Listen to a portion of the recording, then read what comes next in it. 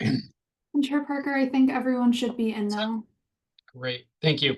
Good evening. I am calling this public hearing to order at 6 p.m. in accordance with the Massachusetts Wetlands Protection Act, MGLC 131, Section 40, and the Boston Wetlands Ordinance, Boston City Code Ordinances, Chapter 7-1.4. The Boston Conservation Commission will hold this virtual public hearing on March 5th, 2025, to review the following projects to determine what conditions, if any, the Commission will impose in order to protect the interests of the public and private water supply, groundwater, prevention of pollution, flood control, prevention of storm damage, protection of fisheries and land containing shellfish, and the protection of wildlife habitat.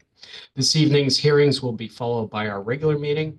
And in accordance with Chapter 107 of the Acts of 2022, we are conducting this meeting online to ensure the public access to the deliberations of the Conservation Commission. The public may access this call through telephone and video conferencing. Additionally, the meeting is being recorded. If you do not wish to be recorded, please turn off your video. Members of the public may have an opportunity to ask questions and provide public comment on applications and discussions. To do so, please raise your hand or type in the chat in the application via the Zoom meeting platform. If you are calling in and cannot use the platform, you can raise your hand by pressing *9 and *6 to unmute yourself, or send your questions to staff via email at cc@boston.gov. I am Michael Parker, Chair of the Commission. Could staff please identify themselves? Elena Itamari with the Environment Department. Didi Hernandez with the Environment Department. Vivian De La Paz with the Environment Department. Okay, great, thank you. I'll call the roll of commissioners. Commissioner Sullivan? John Sullivan. Commissioner Linay? Amy Linay. Commissioner Wilson? Mike Wilson. Commissioner Richmond? Alice Richmond. Commissioner Herbst? Ann Herbst. Great, thank you. Okay, before we get going, I just want to let you know that notice of intent for DEP file number 0062028 and Boston file number 2025-007, originally on the agenda this evening, has been continued at the request of the applicant. The matter is Goddard Consulting on behalf of the AD Group company for the proposed construction of an apartment building with an associated parking lot, utility lines, and stormwater management system at 586 to 598 Canterbury Street in Roslindale. The resource areas are there are 25-foot riverfront area, 25-foot waterfront area, 100-foot buffered bank. The first item on the agenda this evening is notice of intent for DEP file number 006-2027 and Boston file number 2025-006 from Epsilon Associates, Inc. on behalf of the East Boston Community Development Corporation for the proposed redevelopment of the property with a new residential building, paving, drainage improvements, landscaping, and utility installation at 2 Shawshene Road and 1150 Saratoga Street in East Boston. Resource areas are land subject to coastal storm flowage, 100-foot buffer to BVW. So just a little background on this. This matter we heard 2 weeks ago, and I thought we closed the hearing, but apparently the motion I called for merely asked to issue the order of conditions. The proponent brought that to our attention, and I appreciate that. And as from a legal perspective, I don't think that this, or based on the case law that I'm aware of, this doesn't rise to what is called a procedural defect. It's more of an administrative defect, or in common parlance, a scrivener's error. So we'll be correcting that this evening. But I think we're taking an overly conservative approach, and I thank the applicant and staff for bringing this up. So we are opening this hearing just to correct that administrative error. So if there's anybody from the public who would like to discuss the administrative error, you can provide public comment by raising your hand or typing in the chat in the application via the Zoom meeting platform. If you're calling in and cannot use the platform, you can raise your hand by pressing *9 and *6 to unmute yourself, or send your questions to staff via email at cc@boston.gov. I'll just go around quickly to commissioners to see if they have any questions. Commissioner Sullivan? No questions. Thank you. Commissioner Linay? No questions. Commissioner Wilson? None here either, thanks. Commissioner Richmond? No. Commissioner Herbst. Nothing from me, thanks. And Commissioner Sullivan, I'd like to thank you for not giving me a hard time about making a mistake. It's much appreciated. No, but I'm gonna call you Mr. Scribner from now on, that's all. Thank you. Thank you. Elena, any hands raised? I don't see any hands raised and we didn't receive anything in the inbox either. Okay, so I'll be more careful this time. I would entertain a motion to issue the order of conditions and close the public hearing for this matter. So moved. Do we have a second? Second. Second. Thank you. Commissioner Sullivan, Aye. Commissioner Linay, Aye. Commissioner Wilson, Aye. Commissioner Richmond, Aye. Commissioner Herbst, Aye. and I vote aye. That carries, how many are there? 6 of us, 6-0. Okay. Next item on the agenda is a notice of intent for DEP file number 006-2025 from GEI Consultants on behalf of the Massachusetts Port Authority for the proposed repairs to the existing timber fender system and resurfacing of the existing concrete wharf deck at berth 17 and Conley Terminal 20 Farragut Road in South Boston. Resource areas are designated port area, land under ocean, coastal bank, land subject to coastal storm flowage, and 100-foot buffer to coastal bank. This matter has been continued from the February 19th, 2025 hearing. Who's here on behalf of the proponent? Good evening, Chair Parker. Chris Bush with Massport here as well with Project Manager Chet Myers and our team from GEI who will be presenting this evening. Great, thank you.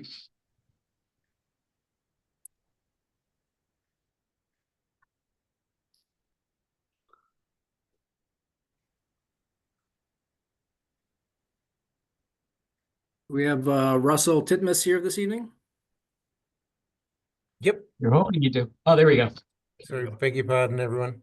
Russell Titmus from GEI. We can just move on to the next slide, please.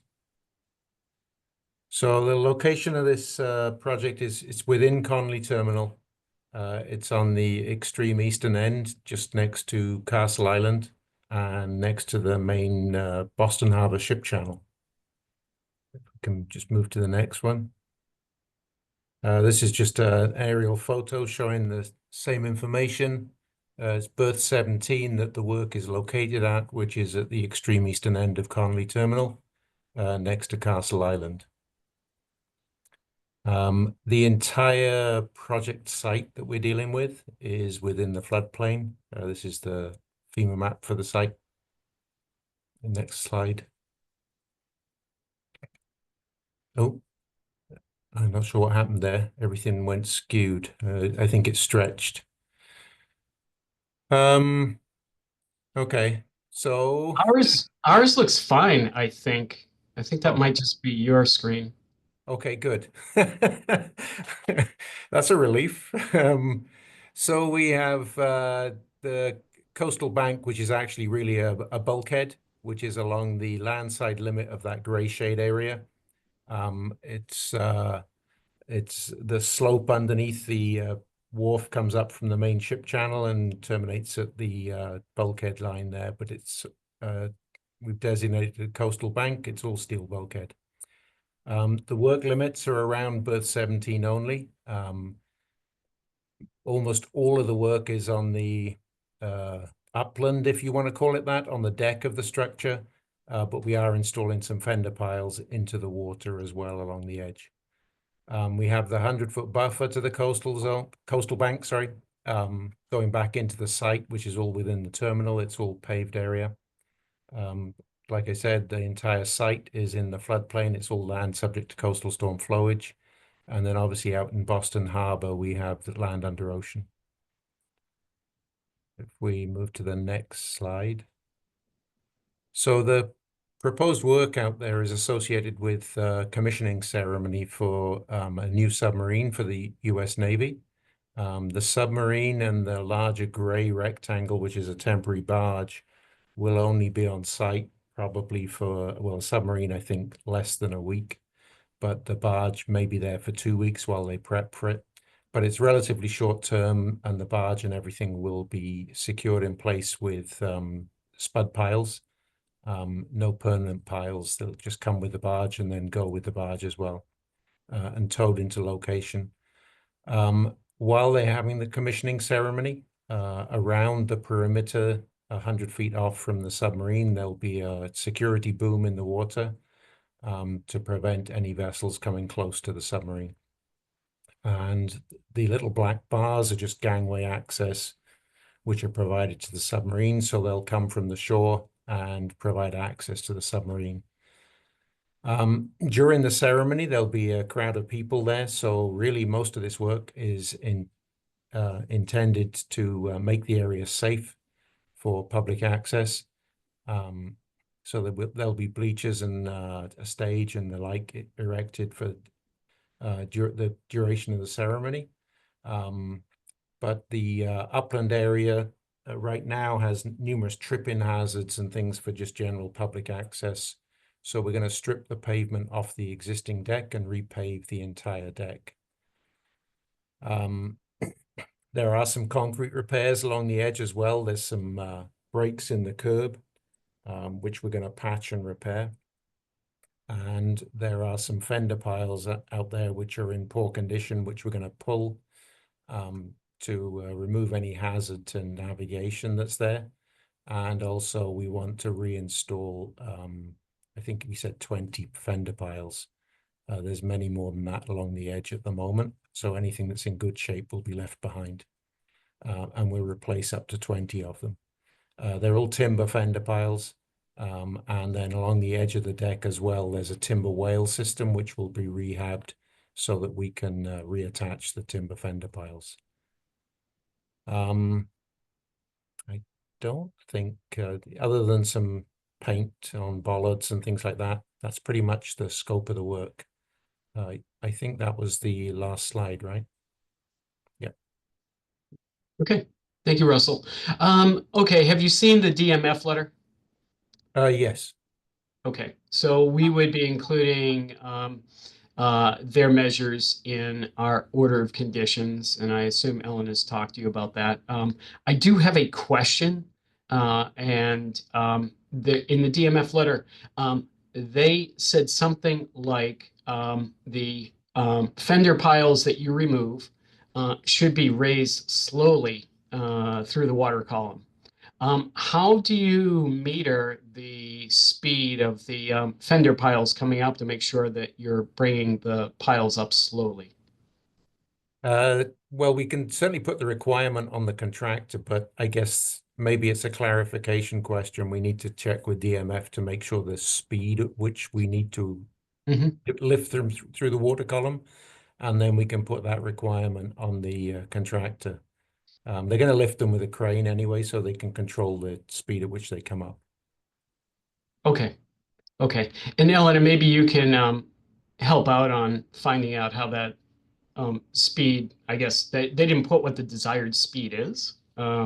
So I guess the special condition here would say the speed at which DMF asked the proponent to do after consultation. The other question, hopefully an easy one, on the barge. Do you have a spill prevention plan or spill prevention measures Yes, and we will. measures in place in case of a spill? Yep, we will do. Okay, sounds good. Eleanor, what do you have on this? Yes, thank you, Chair Parker. I had just wanted to flag the DMF conditions, which you already mentioned, and I can include the question of which speed to remove the piles. We can include that as a prior to construction item. Fantastic. Thank you. Commissioner Sullivan? Yeah, the barrier you quickly went over that surrounds this whole thing. What exactly is it that's going to deter anybody from getting to the submarine? I guess it's going to be supplied by the U.S. Navy. I believe it's just a floating barrier that will be bottom moored for the duration and then just removed completely. It's just a marker buoy. Oh, okay. So people know not to go beyond that before we blow you up. So, Exactly, right. It's a line of marker buoys. That's right. yeah. Okay, that's good. And how did you guys win the commission? I mean, you didn't build the thing. Why do you get the right to? We didn't win, Commissioner Sullivan. It was forced upon us. Oh, so you guys get to pay for all these rehab? things on your own because you're happy to commission? So obviously, this meeting is on the record. I But know. I think I would say that we are not receiving reimbursement from the federal Yeah. government for this. Yeah. That's probably a more polite way to say it. I just didn't know if that screen had explosives on it or something. That's why I was just asking. But I certainly hope not. yeah, well, I won't do that. So that's all I had. Okay, thank you. Just want to remind members of the public to provide public comment. Please raise your hand or type in the chat the application via the Zoom meeting platform. If you're calling in and cannot use the platform, you can raise your hand by pressing *9, *6 to unmute yourself, or send your questions to staff via email at cc@boston.gov. Commissioner Linay? I don't have any questions. Thank you. Thank you. Commissioner Wilson? And none here either, thanks. Commissioner Richmond? I don't have any questions. Thank you very much. Thank you. Commissioner Herbst? Just a quick one. I understand we've talked about the request to remove them slowly, but it also talks about removing them with a vibratory hammer. Is that when you say it'll be done by crane? That is how the extraction would typically take place. I'm sorry, I didn't hear that. Oh, that is how extraction of timber piles would typically take place. Okay, great. Thank you. Okay, thank you. Elena, any hands raised? I don't see any. No hands raised and nothing in the inbox either. Okay, so with that, I would entertain a motion to issue the order of conditions with the special conditions, adopting the as special conditions, the measures proposed by DMF, with the caveat that the proponent will consult with DMF prior to construction regarding the speed of the removal of the fender piles through the water column, and then close the hearing. So moved. Thank you. Do we have a second? Second. Thank you. Commissioner Sullivan? Aye. Commissioner Linay? Aye. Commissioner Wilson? Aye. Commissioner Richmond? Aye. Commissioner Herbst? Aye. And I vote aye. That carries 6-0. Okay, thank you. Thank you. Okay, next item on the agenda is notice of intent for DEP file number 006-2030 from Foth Infrastructure and Environment LLC on behalf of the Massachusetts Port Authority for the proposed increase in load capacity within a section of the existing Black Falcon terminal structure with the use of reinforced concrete beams and driven steel piles at 1 Black Falcon Ave in South Boston. Resource area is land subject to coastal storm flowage. This has been continued from the February 19th, 2025 hearing. Who's here on behalf of the proponent? Thanks, Chair Parker. Chris Bush, Massport, here again with Chet Myers, project manager, and our consultant team at Foth, who will review the project filing. Chris, I don't think Foth was able to make this meeting, so I think I'll be able to Okay. go through the filing, if that's okay. I guess we do not have Foth then. The first time I have pronounced the name correctly, and they weren't even here. I'll let them know. Great. Okay. On with Chet. Okay, so thank you very much, Chairman Parker. This proposal is to reinforce a section of the deck at Flynn Cruiseport, Boston. Massport is purchasing a new passenger boarding bridge, and we need to reinforce a section of the deck to the wheels of that passenger boarding bridge. So if you'd like to go to the next page. You can skip over that one too. So this is the project location.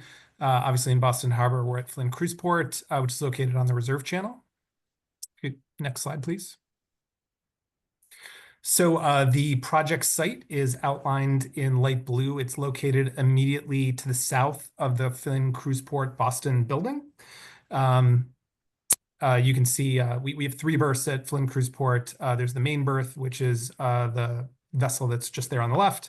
There's the warehouse berth, which is the vessel on the right, and there's the 3rd berth, which is located in front of 88 Black Falcon, which is a building that we lease to a tenant, and it's located off the picture to the right. But the project site involves a strip in front of Flynn Cruiseport that's approximately 5 feet wide, and will be removed from the existing deck and supported with new piles. You can go to the next slide, please.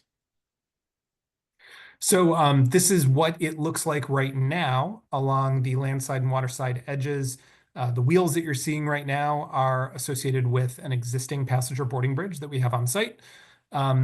This new construction is to support a passenger boarding bridge that is in construction off-site, and will be on site probably in approximately 9 months, or between 9 months to a year. So the section that we're dealing with is the area that's shaded in light red.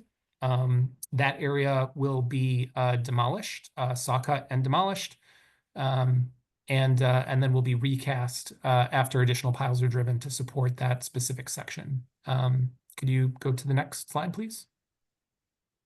So this is just another view from the other side. The area of work is approximately 1,500 linear feet. And again, it's about 5 feet wide. Next slide, please. So this is just a plan showing the resource areas as well as the area of impact associated with this project. Again, it's a fairly narrow area and runs along the length just immediately south of the building. But it is in land subject to coastal storm flowage. Next slide, please, sorry. So this is just a cross-section of the work that's being done. You can see the piles that are going to be installed. Basically, it's one pile per bent. There's several. It's the construction in front of the cruise port is rather complicated, but it's several separate structures. There's a timber pile supported structure that's located immediately adjacent to the building. That area was filled historically, and a sheet pile wall, a steel sheet pile wall, was installed outboard of that structure. That structure was constructed in 1918. And then in the 1950s, a large concrete gravity wall that cantilevers out over the waterfront was installed. So this area is closest to the building. So next slide, please. Sorry. Oh, that's basically it. Okay, thank you, Ted. Okay, so the only question I have is both in your NOI performed a quote-unquote alternatives analysis. The resource area is land subject to coastal storm flowage. I'm not sure there is a requirement to perform an alternatives analysis in this case, given that we have just this one resource area. It's not riverfront area. That's what I expected to see. FOLF also, their alternatives analysis was, how should I put this? I don't want to be insulting to anyone. It was almost to me a false dichotomy in the sense that it was, here's the project, we considered the full build out of the project, and then the alternative was no build condition whatsoever, without any explanation of, could you have performed this project with 49 piles as opposed to 99? So, it isn't really an alternatives analysis if you just put out those two contrasting scenarios. It's either we do it or we don't. And so what you would expect to see if you did even just give out those two positions, you'd expect at least a statement somewhere saying, we didn't consider any alternatives between the two extremes here because there really isn't one, because, the pier would fall down, or it's not possible to perform the project without, going full bore. There's no way we could scale back on it. Because I don't think you're required to perform this alternatives analysis, I don't think it's fatal to your NOI here. But if either one of the two of you know maybe why the alternatives analysis is in there, or two, if you could shed light on whether any alternatives between the either or were considered. Well, it's a fair point, Chair Parker. I would say that the structure that is being installed was designed to have the minimum impact possible. That's why it's as narrow as it is. That's That's why the number of piles is set to a minimum possible. But I'm not sure why the alternatives analysis was included, and I would say that I'm not sure how many alternatives there actually are to support the landward leg of the new passenger boarding bridge. Chris, do you want to add anything to that? Yeah. So Chet, what you just No. said basically is a fine alternatives analysis. You basically said we explored all the options. This was as narrow as we could go as far as the scope of work. And then the other alternative would be or no build. Like there was none of that flavor and none of that analysis, at least from what I saw in this alternative analysis. And Chris, I think you're going to say something. I didn't mean to cut you off if you were. Oh, no, no, I was just indicating that I'm not clear as to why they would have included that. It's, yeah, just not appropriate for this type of filing. Okay. Okay. I mean, I think I'm fine with it, especially Chet, with your representation that you've constructed this scope of work as narrow as possible to be least invasive as possible. So, you know, I'll accept that. That makes perfect sense to me. It's just that in the future, if there was any sort of alternatives analysis, that should be in the filing. Okay. Yeah, and we will carry that that message back to both Chair Parker. It's a good point. Okay, thank you. So just want to remind members of the public to provide public comment, please raise your hand or type in the chat in the application via the Zoom meeting platform. If you're calling in and cannot use the platform, you can raise your hand by pressing *9 and *6 to unmute yourself, or send your questions to staff via email at cc@boston.gov. Elena, what do you have on this? We didn't have anything to add for this. Okay, thank you. Commissioner Sullivan? What's so different about the new Sky Bridge that requires reinforcing? Is the old one okay, or is it lighter, made of aluminum, or what? Why you have to reinforce this? Or are you running a Sky Bridge on a faulty? No, it's a really good question, Commissioner Sullivan, and I don't want to get into too many details, but essentially the existing passenger boarding bridge, and this is going to be more information than you're really looking for, but the existing passenger boarding bridge connects to doors on the second floor and on the third floor of Flynn Cruiseport. So that allows passengers to unload onto the second floor and load onto the third floor. If you imagine a passenger boarding bridge has to connect to the building and it has to connect to a floating vessel. The doors on vessels are variable. Each vessel is constructed, it's almost a custom construction, particularly for cruise ships. Every cruise ship is different. The doors where people can load and unload are in different locations. The doors on the cruise port are fixed. We have 3 sets of doors, door set A, door set B, and door set C. Now, if you have one passenger boarding bridge, it's very easy to align a cruise vessel with a specific set of doors. However, if you have 2 passenger boarding bridges, the likelihood that you could find those 2 doors that line up exactly perfectly with our doors at the cruise port is approaching 0. There's probably no cruise port or cruise vessel that would actually be able to do that. And we need to have the flexibility to be able to deal with all different types of vessels. So that means we need something flexible to be able to move that passenger boarding bridge wherever it needs to be to attach up to a specific cruise vessel. And what that means then is we need essentially it's not a catwalk, it's a balcony. We have an existing balcony on the cruise port, and that balcony is going to be enhanced to support the passenger boarding bridge at any location, if that makes sense. No.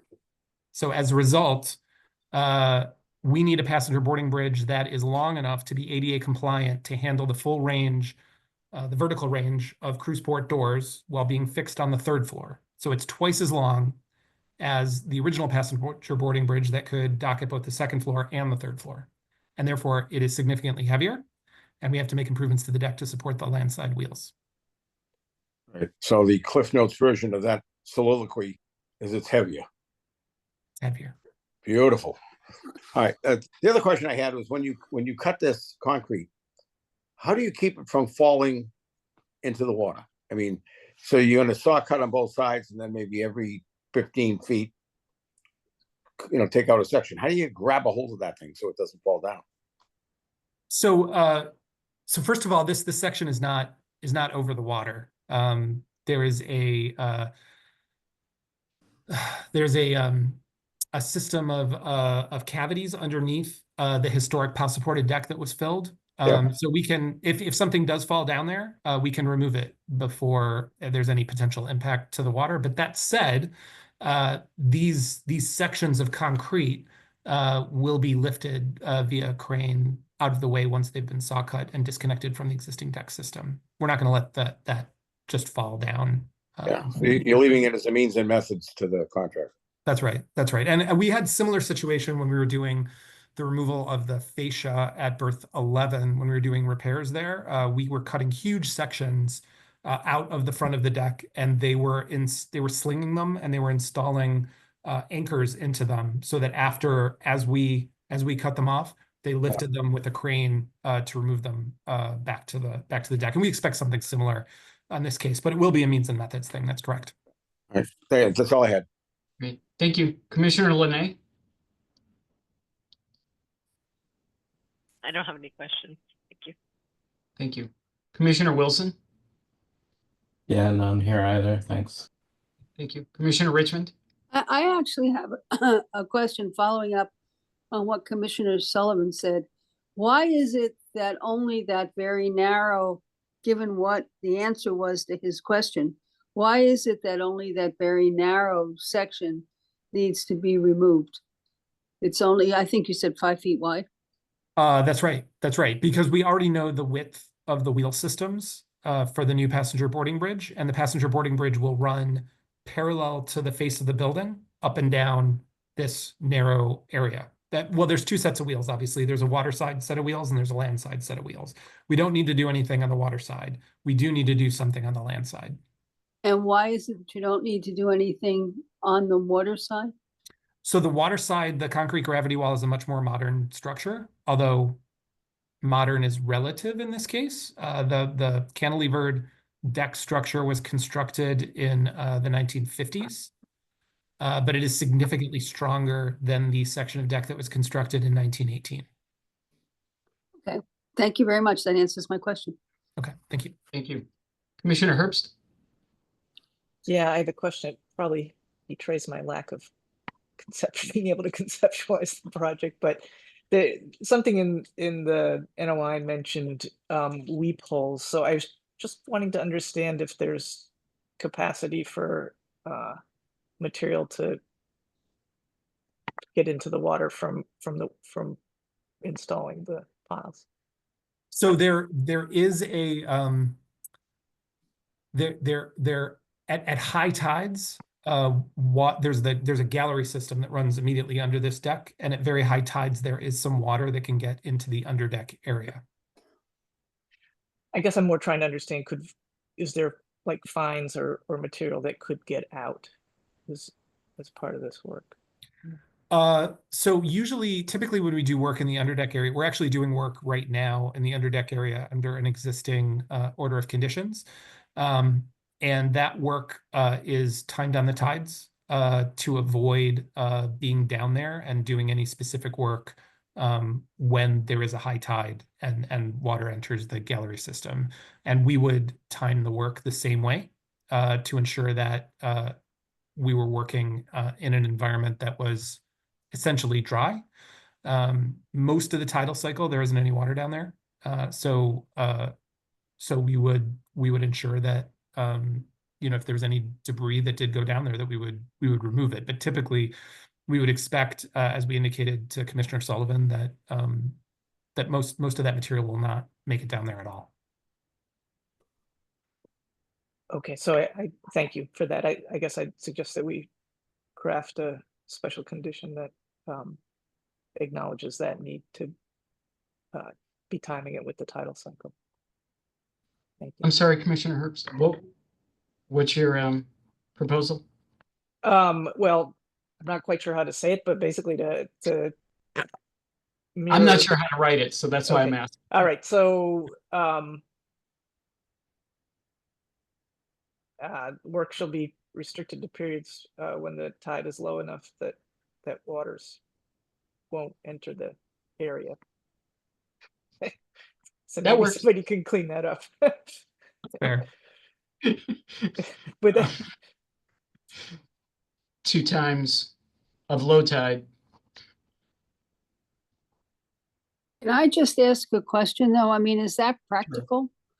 I mean, given the fact that the high tides and low tides keep changing, I mean, you could have, low tide at times when you wouldn't otherwise be working. Are we expecting them to be working at a regular times or only when there's low tide? Well, I guess thought I was mirroring what Chet said was actually their plan of how they're gonna Oh, okay. proceed with the work.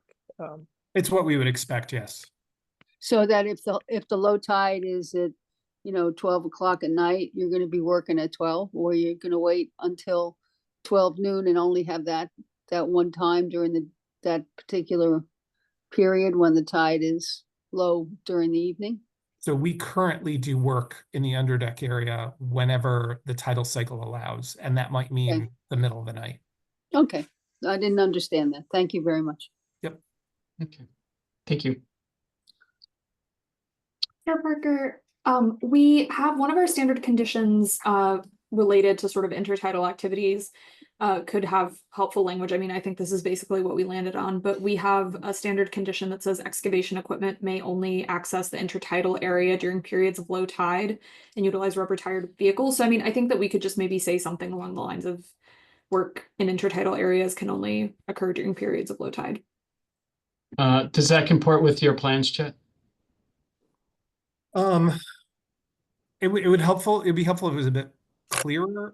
It's actually it's not just low tide, it's mid tide and even approaching high tide. There's only like a 2-hour period on any tidal cycle where there's an actual issue. So if the language can just be Good reference in the specifies- dry.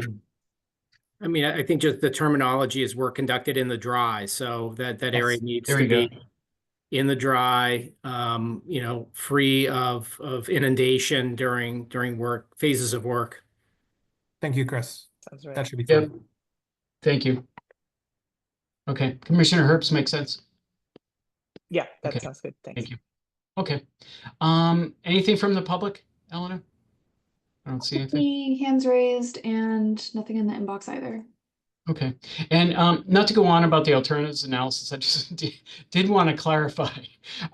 Chet, it was an excellent explanation, and so what I would have expected to see, given your explanation, would have been 3 scenarios: the broader scope, the narrow scope that you had winnowed down to, and then the no build condition. So in the event that there needs to be an alternatives analysis, I mean, what you articulated was exactly right. But that's what we'd be looking for Thank you. if we ever run into that again. Okay. Okay.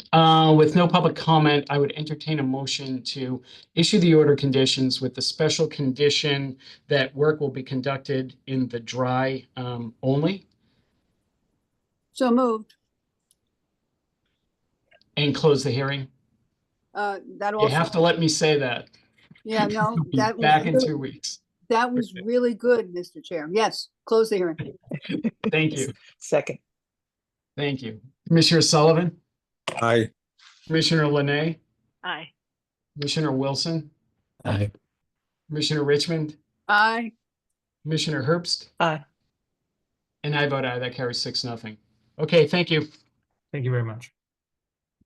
Okay, next item on the agenda is a notice of intent for DEP file number 006-2029 and Boston file number 2025-008 from Green International Affiliates, Inc. on behalf of P&G, the Gillette Company, for the proposed construction of new concrete pads, pipe supports, and installation of bollards to support the installation of a 9,000-gallon nitrogen tank, oil chiller, and associated electrical equipment at 20 Gillette Park in South Boston, resource areas land subject to coastal storm flowage.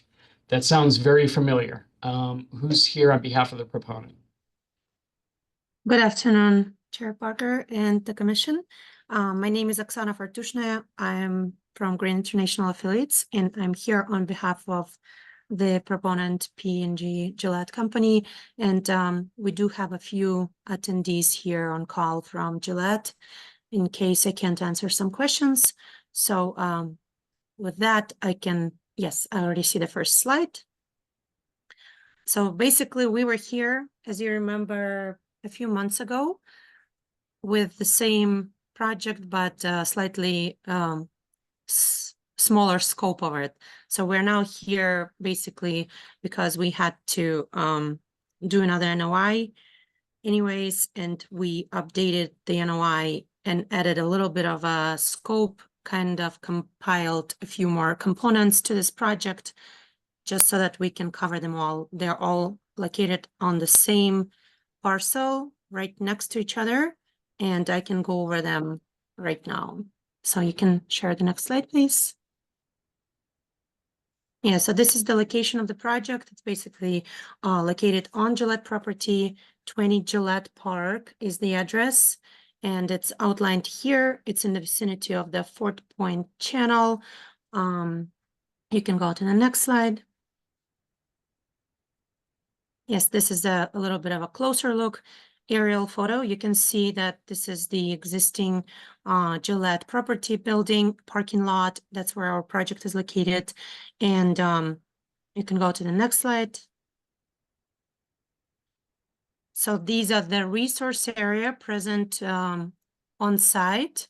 And then the next slide will show you the resource area that we are impacting. But I'm gonna quickly explain on this slide, on the FEMA map slide, what we're doing here. So basically the scope of this project is the installation of the nitrogen tank pad to support the nitrogen tank, as well as the bollards around it.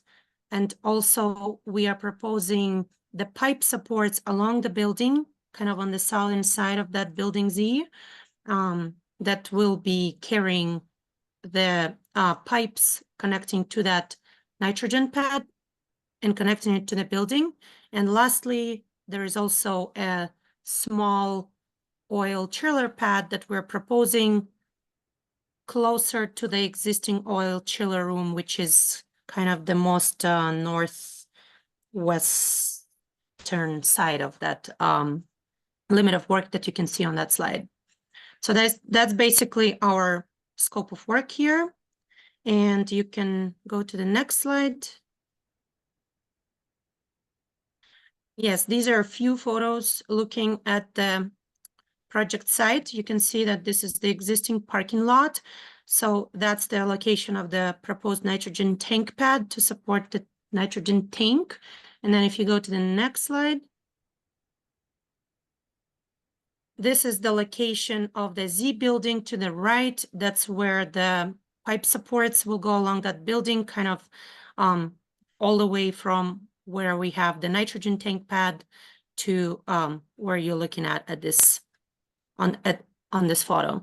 And then there is also a oil chiller tank pad. It's kind of on the left-hand side. You can't see the whole thing, but you'll see it from the next photo. If you want to turn to the next one. Yeah, so this is basically where the chiller pad will be located. It's pretty small. It's only 4.5 by 4.5 by 4 feet chiller pad.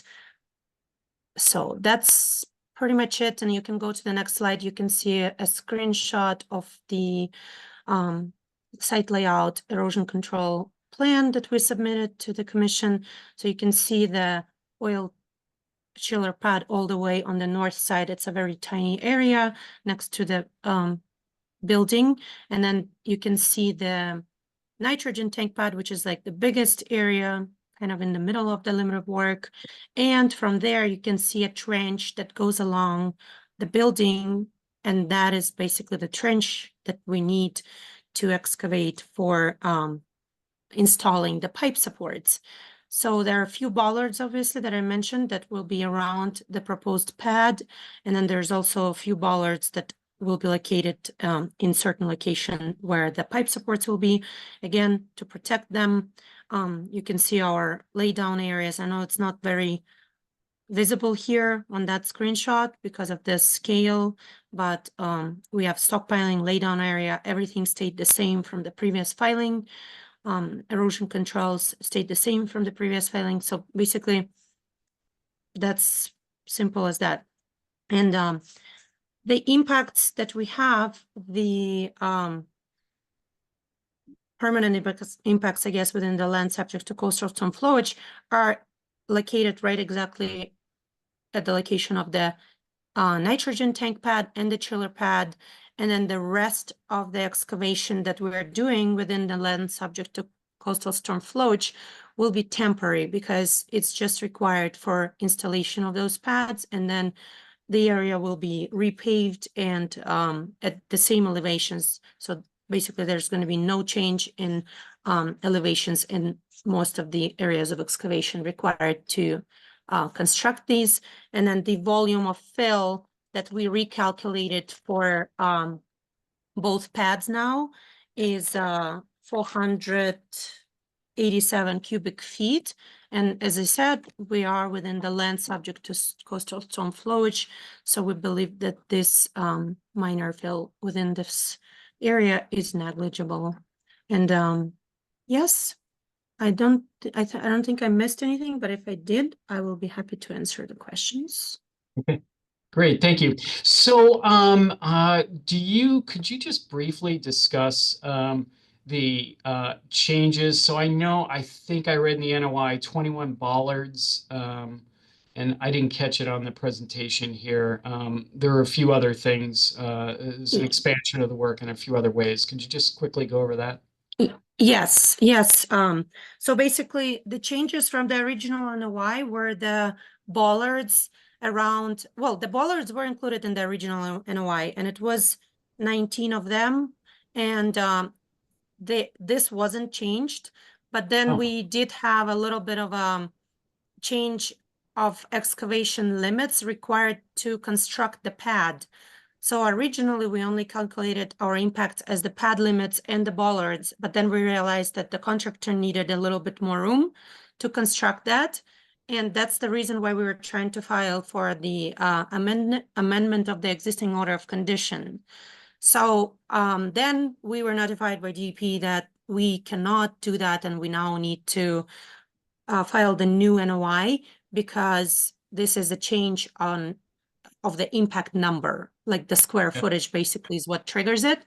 So knowing that we need to file the new NOI, notify abutters, etc., Gillette had a few more projects on the way. And at that point, we reached the time when we already could provide some sort of a plan for the chiller pad. And also we realized that we would prefer to have the pipe supports installed instead of installing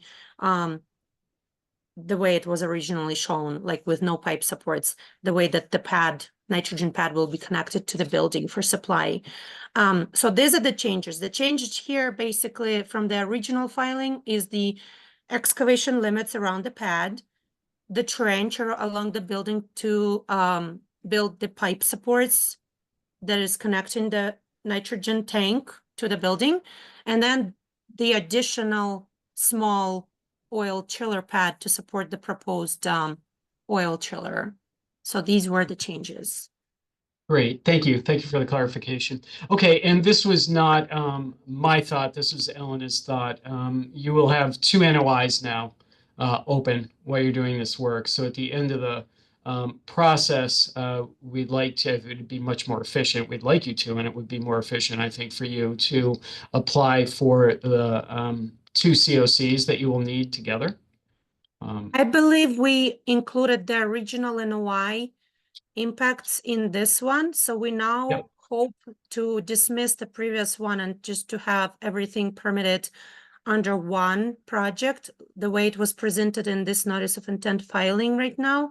All of the impacts basically have been updated. The plans have been updated. Everything else required for the project management form also will be updated, provided to the commission. So everything will have the new limit of work, the new impacts were provided, basically updated impacts in this NOI. So this is a new file number that has the impacts from the previous nitrogen pad and everything else additionally that we need. Okay, so you said something in your presentation that I'm now going to repeat, and I hope you'll allow me to quote you. You said something like it's as simple as that. Unfortunately, I don't think it's as simple as that to combine two NOIs without, and Commissioner Herbst might be able to help me on this, but this has come up before. I think we need to see a COC for NOI 1. And I'll admit I'm not looking at the rule book right now. And I'll actually ask Commissioner Herbst because she has a lot of experience with this. Oksana was talking about dismissing the first NOI. Is there any way to get out from underneath that and combine it into this NOI? I think the way to dismiss it, and maybe what you meant is just ask for a COC for it. For the first one. And then when the first one can't be constructed the way it was permitted, the reason for that was because we did not have enough excavation limits. And that's No, the I reason understand. for filing for this NOI. It's not that you would do anything under that permit, but you have that permit as an encumbrance on your deed, so that I think the simplest thing for the first one that you're not going to work under is just ask for a certificate of compliance. You can get one if you never did the work, which under that order of conditions. Does that make sense? So we have to request a certificate of compliance without starting construction? No. Just on the Or first what one, you just want to clear your first one, which is no longer relevant, and then work under the second one. I assume that's what you're trying to do. But how do we clear the first one if we can't construct it without? Yeah, you can. Yeah, so let me, even if you don't do any work, you can still get your COC for the first one. Now, I think, and Commissioner Herbst, I don't think that they would need to get a COC for NOI number 1 before they do the work at NOI number 2. But just as a practical matter, Oksana, for your client, if there's any financing regarding the property or anything like that, that first NOI, the first order of conditions for your NOI number 1, I assume has already been recorded. So there is going to need to be something in the chain of title discharging or showing completion of NOI number 1. And besides the COC, we don't have any other piece of paper we can give you that would pass muster, if you see what I'm saying. Elena, what were your thoughts on this? I think that when you discussed this with me, you were talking about simultaneous COCs at the end of this work. I was thinking that might be easiest just with the number of abutters notices. I think if you file both COCs at the same time, you could maybe include 2 separate sheets in the mailers, and that would also hopefully lessen the burden a bit. They could just go out at the same time. But yeah, that would be the only way. So because the order of conditions doesn't require you to do the work, it just gives you permission to do it. Even if no work is done under an order of conditions, the commission can choose to issue a certificate of compliance, and we would just check the box that says that no work was done. Okay, yes, that's not a problem. My biggest concern was the notification of 600 abutters for each certificate of compliance. It's yeah, that's why I was thinking process. If you do them at the same time, that way, yeah, you can put those into one and then just have 2 separate sheets for the in the same mailer. Yes, we don't have a problem with that. Yes, and everything will be constructed at the same time anyways. So the completion will be basically done, and we will be filing the certificate of compliance right after that. So I personally don't have a problem of including 2 COC requests in at the same time, basically preparing them and notifying abutters altogether. Yeah. Both. Yeah, and again, if you do, you're gonna have a straggler order of conditions in the chain of title that is not closed off, which will cause problems in the future. Okay, Commissioner I Herbst. appreciate your explaining it. I Yeah. haven't really dealt with situation like that in the past, so thank you. Yeah, it doesn't come up often. Commissioner Herbst, does that all make sense to you?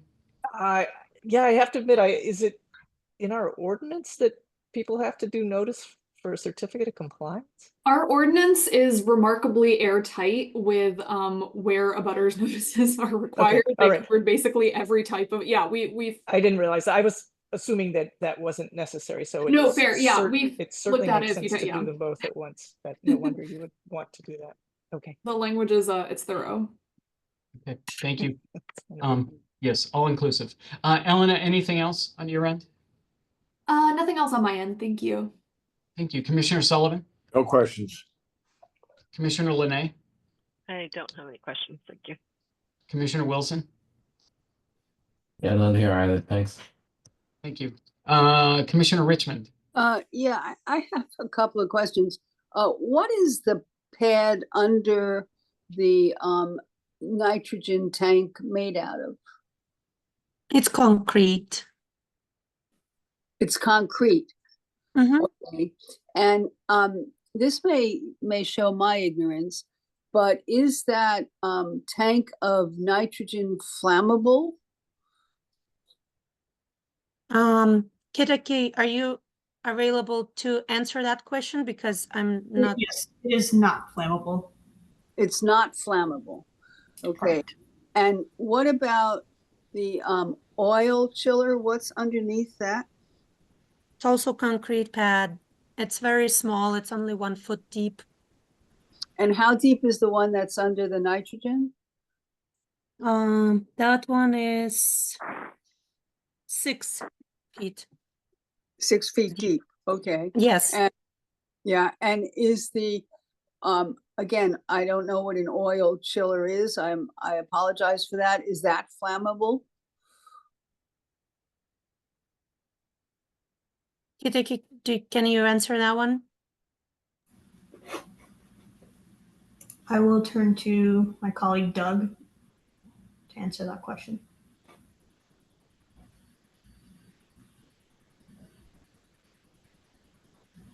Doug is ducking the question. Can you guys, Sorry, Doug. can you guys There you hear go. me? Yes. I can hear you. Yeah. now. Yeah. So it's a chiller for the oil system, so it's not flammable. And what It's gonna runs? have refrigerant. Okay, and what runs through the pipes that you're putting up against the building? Nitrogen, liquid Okay. nitrogen. And the only other question I have is, what kind of assurance can you give us that in the event of, you know, your, what has now become your basic 500-year storm, that these tanks are going to stay where you put them and that the pipes are going to stay where you put them? Well, these are basically concrete for a reason, because these are supposed to be a good foundation to support the structure that they meant to hold. And then the pipe supports are also, we provided them on the plans basically, but you can see them that they go into the ground and they get installed. So we have storms happening right now, you know, 500 storms and other storms these days, but the pipe supports are sort of similar to bollards, and then you can see bollards in multiple locations, sometimes within the floodplain. And these are structural features that are not supposed to be washed out. So they're, the way they're designed and installed into the ground, they are supposed to hold.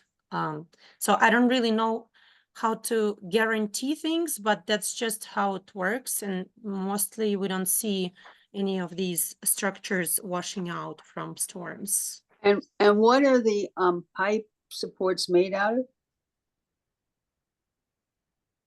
Kitaki or somebody on a call from Gillette. Also concrete. Concrete, okay. The supports are concrete as well? The base of them, yes. Pipe supports. This is Sean Harrington from Shawmut Design and Construction. I'm the construction manager for the job. Couple things. The mat under the nitrogen pad is 16 inches thick. It rests on piles that are driven in the ground 40-something feet down, tied in with rebar into the concrete. So that's not going anywhere. The nitrogen tank itself is up on feet out of the area of a floodplain. The pipes come into the bottom, run out and run along the building. The pipe supports are a metal assembly to support both the nitrogen pipe and electrical conduit that runs along the side of the building, so we're not clipping it to the side of the metal siding on the building, and then runs down to the where we have to get up onto the roof to tie into the system in the building for manufacturing. Now you say they're not clipped onto the side of the building. Did I understand you to say that? They are not clipped onto the side of the building. That was part of the reason that we had to come back is Okay. when we went and did the structural analysis, the weight of these pipes on the side of the building was going to cause us to have to open up the side of the manufacturing building, and that was deemed not ideal. Okay, so where are they attached then? They are attached to the ground. And they're attached, and you said by metal driven into the ground? If you picture a bollard, Yeah. think of, and then we're just going to basically put a tree sort of T on top of that, and the pipes will run in that, and they'll be up high enough so that we can get past the doors and we're out of the way of, it's not, nobody's going to be able to hit it with the car in the parking lot and all of that. It'll be up high enough that it's safe, but not so high that you need to use a lift or something to inspect it when you do your annual inspections. Okay, and you are planning to do annual inspections? That would be a Gillette. Yes, that is the plan. And that was how we got to this point we're at right now. Okay, and you wouldn't object to the annual inspections being part of the order of conditions? I can't speak to that. I'm just not sure how annual inspections will be done by, like, what is it, like the commission will be attending the site every it's year? a visual No, inspection. what of the we pipe. what we would require is an annual inspection as to the structural integrity. And I assume you would have to do this anyways with an above ground storage tank. You would have to, I'd be surprised if you're not required to check the tightness of the tanks. Okay, I have one more question. I really appreciate your answers.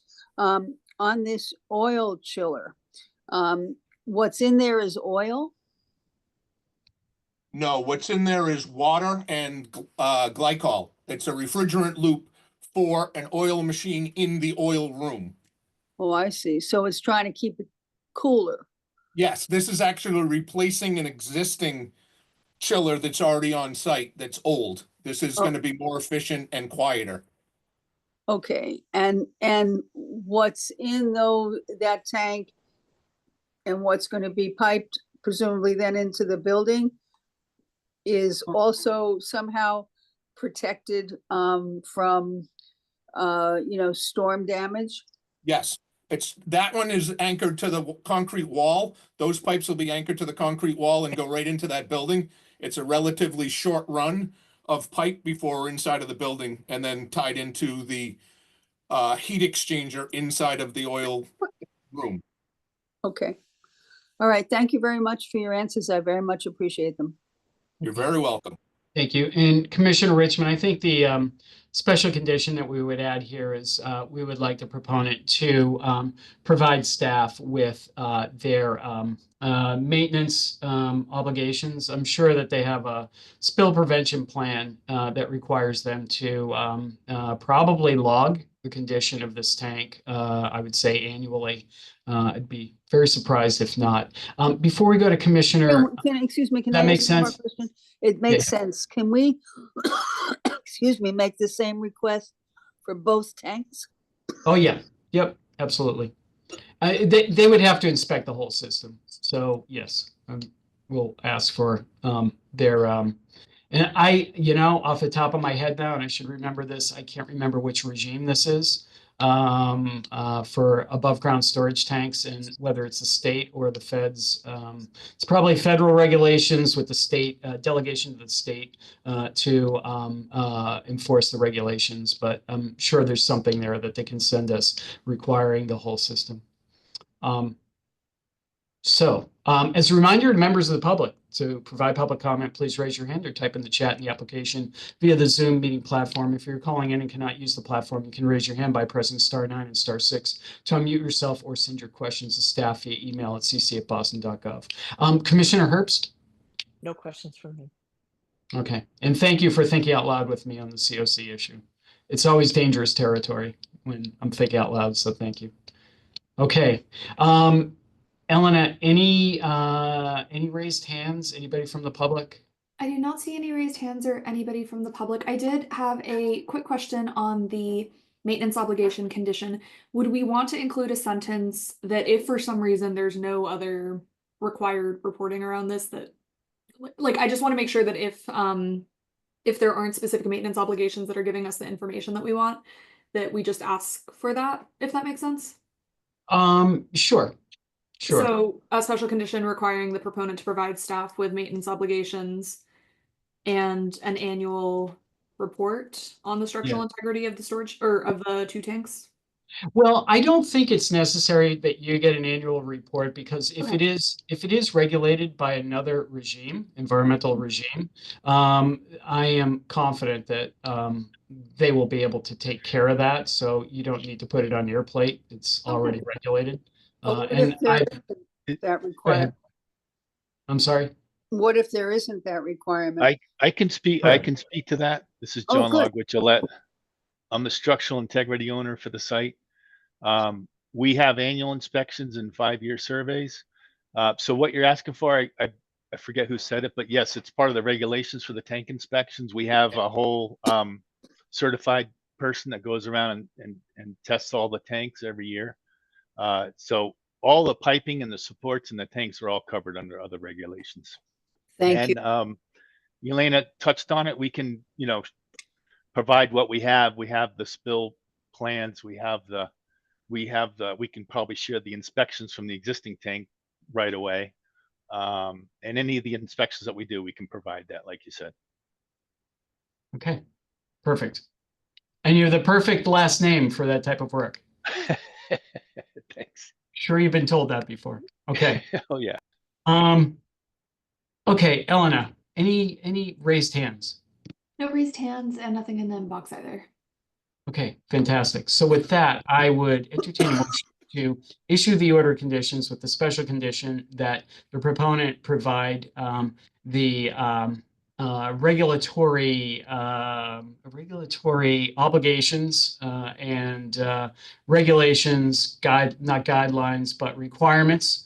Regulatory. What about the word reports in there? Yeah, I'm getting to that. Oh, okay. Yeah, thank you. I'm just trying to figure out how to craft this. So all of your regulatory requirements and provide to, and again, I don't think it's necessary to provide this to staff annually because they're going to be thoroughly regulated by whatever regime it is. Commissioner Richmond, are you comfortable with not getting staff getting overloaded with these logs every year? They're not even sure what they would know what to do with them, given that they're wetland specialists. That's what we would really call a leading question. It seems to me that, and I don't know what's involved and how much information would get transmitted, but it seems to me if they are required to have annual reports, that having them sent to us doesn't really put an enormous burden on the staff. And it's something that they then just expect every year. Yeah, well, let me push back a little bit. I've seen these reports and they can be quite voluminous. It's not just 2 or 3 pieces of paper generally. And so again, the thing that makes me nervous about, and now going to liability issues, the thing that makes me nervous about staff getting data that, for the most part, I don't think they can interpret very easily because this is not their discipline. So I'd hate to see any responsibility on staff if something ever did go wrong where, it was, well, staff at the Conservation Commission saw the report last year, and why didn't they do anything about it? That's another one of my concerns here. It's sort of, to be blunt, it's a little bit out of their lane. But I do think that they should know what is being done to ensure the safety of the infrastructure, which would be that these requirements have to be met. So what I'm thinking is maybe the middle ground here is that annually the proponent could send a letter to staff saying that they had performed their annual inspection under such and such rate. And again, I can't remember what it is. When I was at EPA, it was the UST program. That would make me feel more comfortable. I am fine with whatever's going to make you feel more comfortable. Wow. Okay. Thank you. So I guess we'll go that way. So let me start the motion over again. I would entertain a motion to issue an order of conditions with the special condition that the proponent provide the all applicable regulatory requirements to staff, and to the extent that those regulatory requirements require annual reporting, to send to staff at the completion of every annual reporting, the results of that reporting, whether it be pass, fail, or somewhere in between. And close the hearing. I guess so moved. Do we have a second? Second. Thank you. Commissioner Sullivan? Aye. Commissioner Linay? Aye. Commissioner Wilson? Aye. Commissioner Richmond? Aye. Commissioner Herbst? Aye. And I vote aye. That carries 6-0. Okay, perfect. Thank you. Thank you. Have a great night. Okay. And you thought it was going to be simple. I did. Thank you. Bye. Okay. Next item on the agenda is a request for a determination of applicability from Lucas Environmental LLC on behalf of Stavis Seafoods LLC for the proposed excavation of 5 soil test borings to support a geotechnical analysis of a portion of the property at 20 Fid Kennedy Drive in South Boston. Who's here on behalf of the proponent? Good evening, Commission. My name is Tom Liddy, professional wetland scientist from Lucas Environmental. I'm joined by Eric Massoni from representing Stavis Seafood, as well as Brian McCarthy from RJ O'Connell Associates. As you know, we are here seeking approval to perform exploratory test borings in support of a geotech analysis within paved and gravel surfaces located at 20 Fid Kennedy Drive.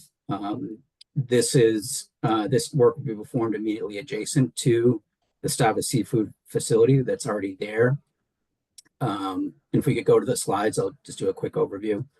So as mentioned, this is in the South Boston waterfront neighborhood. This is all this land is owned by the Economic Development and Industrial Corporation, and the Stavis operates their existing facility through a sublease with Massport. Next slide.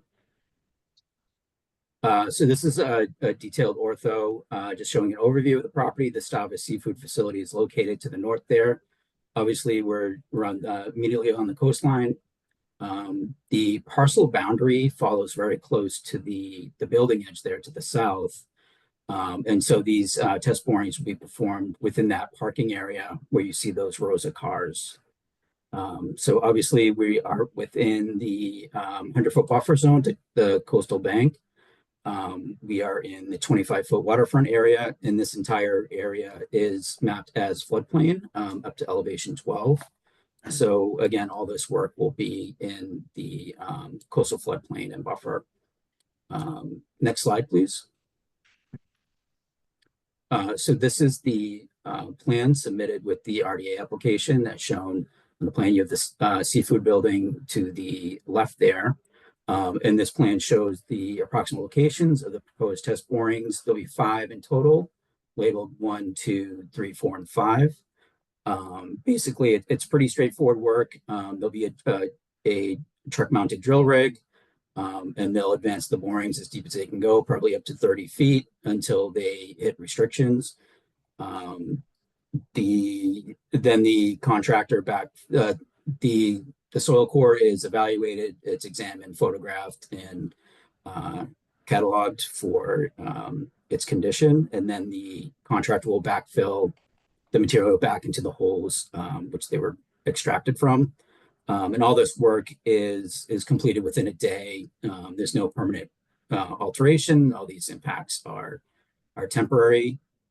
This work is technically exempt under the Wetland Protection Act if it was only in buffer zone. However, since it's a floodplain, that exemption does not apply. So we're just asking this work to be approved under a negative determination. If you go to the next slide. So this is just some photos of the site. This is the top of Coastal Bank. It's a riprap revetment. You can see the pavilion off to the background there. Next slide, please. And this is just an overview of the parking lot. The Stavis building is off to the right. And then you have some gravel area and then the parking area. And then obviously the water is in the background there. Next slide, please. And again, the Stavis building is located to the left. And this is just an overview of the gravel area and parking. And in the forefront of the photo, you see a white circle. That is one of the location of the test borings. And next slide, please. So that's a quick overview. If you have any questions, we'd be happy to answer. Sure. Okay. Thank you, Tom. So my question was, I missed the entire analysis there. What was the exemption you would have enjoyed, but for the floodplain? It's in the WPA. It's 310 CMR 10.02 2B1. And it just says activities that are temporary in nature have negligible impacts and are necessary for planning and design purposes, i.e. e.g. installation of monitoring wells, exploratory borings, sediment sampling and surveying, and percolation tests for septic systems, provide that all resource areas are not crossed for site access. Okay. So that pertains specific to buffer zone. It does not include floodplain. Okay. Okay. How close is your? As well. I'm sorry, I interrupted you. I'm sorry. Oh, and then we would also need this approved through the ordinance anyway. So. Yeah, correct. Okay. Okay. How close is your closest boring to the bank? Here, The Coastal Bank. Elena had this exact same question. We had a meeting last week. Sorry. I think we were about 10 feet away, perhaps. Sorry, this is Brian. 20 feet to the 20 feet. 20 feet to the nearest port. Yeah. Okay. Okay. And we would issue, if we were going to issue the negative determination of applicability with standard erosion control conditions. I'm sure she made you aware of that as well. That's fine. Yes. Yeah. Okay. Okay. Okay. Elena, anything on this? Nothing on this, no. Just wanted to note that we conducted a virtual meeting instead of a site visit, and like Tom mentioned, we had a few questions, and we included some of those answers that we thought might be relevant to the commission's interests in the staff comments. Please don't tell me the answer to my question was in the staff comments and I didn't look at it. No, it was, we phrased it in a way that didn't make it we talked about one word in particular. So yeah, no, that it was that makes me feel better. Okay, thank you. Okay, I just want to remind members of the public to provide public comment. Please raise your hand or type in the chat in the application via the Zoom meeting platform. If you're calling in and cannot use the platform, you can raise your hand by pressing *9 and *6 to unmute yourself, or send your questions to staff via email at cc@boston.gov. Commissioner Sullivan? Yeah, can you reveal what these borings are intended to do? Is it a new building addition going on? This is Eric, do you want to Good evening, everyone. This is Eric Mushney on behalf of Davis Seafood. What they want to do is they want to add some modular units, 15 total modular units that will make up 10,000 square feet for storage. Yeah. Approximately 5-year lease on the modular units. They have other buildings in Boston. Right now, they want to just expand temporarily for 5 to 7 years. Yeah, all right. All right, I was just curious. And excuse me while my dogs eat somebody at the door.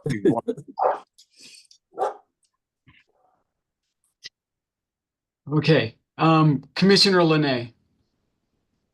I have one question. So is the depth that you're targeting, that 30 feet, is that anticipated to be the necessary depth of a piling here for that, for those storage units?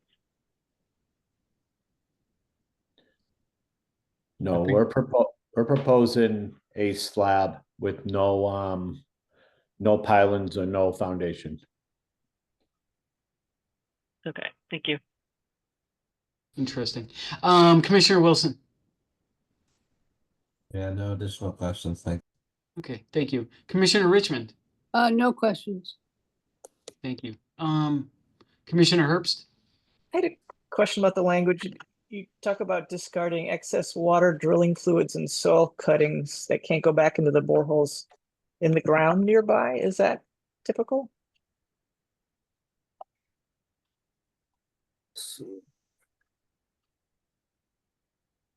Brian, do you have Yeah, so sometimes when you do the borings, sometimes there's a little bit of the soil that they put the soil back into the borings when they're done, but sometimes there's a little bit left over that they gotta take away. That I understand. What is the drilling fluid? That surprised me. Oh, drilling fluid? I'm not sure what that It is. said excess water, drilling fluids, and soil cuttings. Not sure what the fluid is. Yeah, that's Actually, I interesting. actually honestly thought it was all water they used for these, just water. I mean, the fluid should not be leaking out. That is unusual. I wonder if that's a typo, maybe? I think that's intended to be like groundwater, not like actual hydraulic fluids or anything like that. That is what it says, is drilling fluids. Yeah. Yeah, I'm pretty sure it's just water. Everything's water. So I mean, we would want to confirm that.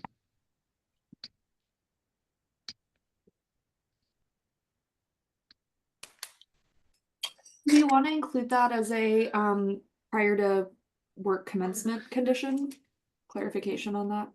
Yeah, I would. Commissioner Herbst, it would be that there'd be no hydraulic fluids or what did you say, drilling fluids?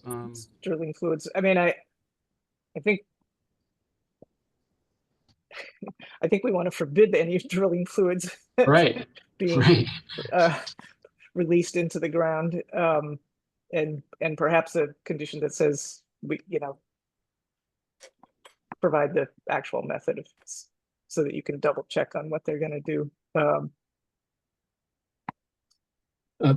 That's language that the contractor provided. We can just double check. I'm sure that's not what they intended, but we could confirm with that.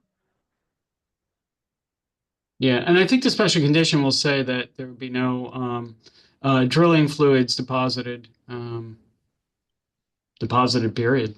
Just And so maybe it's two things. It's that, and it's confirmation of methods of drilling prior to doing the work. Similarly, there was the language on talks about erosion controls if deemed necessary. I'm wondering what your plan is for that, or what you think is necessary there. So the where these borings are being done in the parking lot, it's pretty flat, but it slopes towards the Seafood Way, the drive along the front of the building, and then there's a catch basin out in front of there. We would put a filter bag in those any of those catch basins that this water may flow towards, so we can put in those bags. Okay. Okay, those were my questions. Thank you. Okay, thank you. Elena, anybody raise their hand? No raised hands and nothing in our inbox either. Okay, okay. So with that, I would entertain a motion to issue a negative determination of applicability with standard erosion controls and the other condition that no drilling fluids shall be released to the environment, and that prior to construction, proponent will provide the methods to staff regarding the excavate waste to ensure that no fluids are intended to be released to the environment. Thank you. So moved. We have a second. Second. Okay, Commissioner Sullivan? Yeah, Chair Scribner, does that require closing a hearing too? Or- No. Yes, it does. Let me amend that motion. Could I make a friendly amendment to your motion, Commissioner Herbst, and add to close the hearing? The first time I've ever done that, now I've done it 4 times in one night. Yes, Okay. I've been watching you closely. Aye. Okay, Commissioner Linay, Aye. Commissioner Wilson, I think it's like Dante's first circle of hell is a never closed public meeting that you have to be in, right? So it's aye. that's the truth. Commissioner Richmond, Aye. Commissioner Herbst. Aye. Okay, and I vote aye. That carries 6-0. Okay, thank you. Thank you very much. You. Thank you.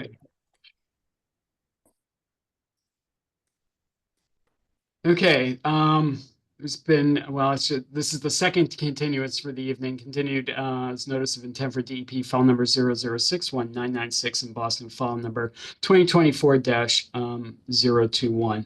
We'll now begin our regular meeting. First item on the agenda is our administrative updates. Elena? Parker? Yes, we just had one administrative update. We had received an end of year report for DEP file number 006-1915 for the Boston Nature Center at 500 Walk Hill Street. The end of year report is in the drive folder for the commission to review, and I'm happy to reach out to the project team with any questions if the commission has any. The report discusses activities regarding invasives removal. And this is the second of the second end of year report that we've received. So we received one for 2023, and now this is the one for 2024. Okay. Any questions from any commissioners? Sounds like none. Okay. Last item on the agenda is actually a non-item because we don't have any meeting minutes prepared, right? Correct. Not tonight. Okay. Okay. Okay. So we're down to motion to adjourn by acclamation. Do we have any objections to leaving Dante's Inferno here? No. Okay. At least you have company, right? So Yes. Okay. Thank you. Okay. Thanks. Thank you, everyone. Take care. Have a good night. Okay. Good night.